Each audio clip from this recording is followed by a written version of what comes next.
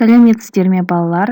Бүгінгі сабақтың тақырыбы академиктің стипендиясы, бұл қайталау сабақ. Бірінші тапсырма. Диаграмманы толтыр. Қазақстанның қандай ғалымдарын білесіңдер? Яғни диаграммаға Қазақстанның ғалымдарының аттарын жазып қою қажет.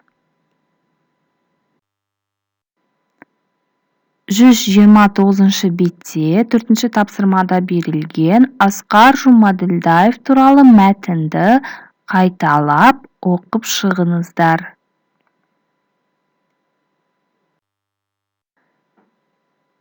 Екінші тапсырма. Сұрақтарға жауап бер. Асқар Жұмаділдаев кім? Асқар Жұмаділдаев қайда оқыды? Ғылыми жұмыс үшін қандай сыйлыққа ие болды? Асқар Жұмаділдаев қайда жұмыс істеді? Ответьте на вопрос. Келесі тапсырма. 130 бет, 7-ші тапсырма. Берілген көңіл-күй одағайларын пайдаланып, мәтінге қатысты өзінің әртүрлі көңіл-күйді білдіретін сөйлемдер құрап жаз. Используя междометие настроения, вам необходимо составить предложение, соответствующей теме. Допустим, 7-ші сөйлем. Қиын есептің шешілгеніне қуан. Обрадуйся тому, что ты решил сложную задачу. Алақай.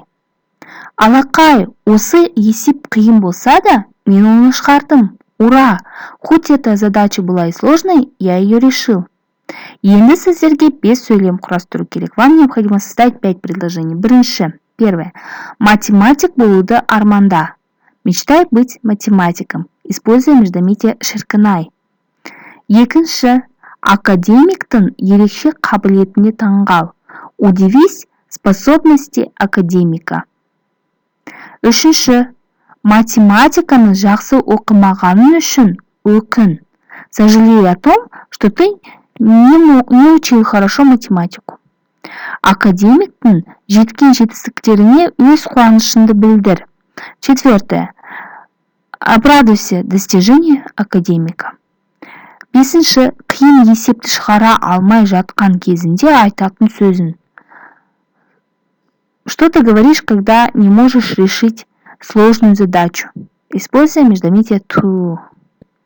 Осымен сабақ аяқталды. Рахмет, сау болыңыздар.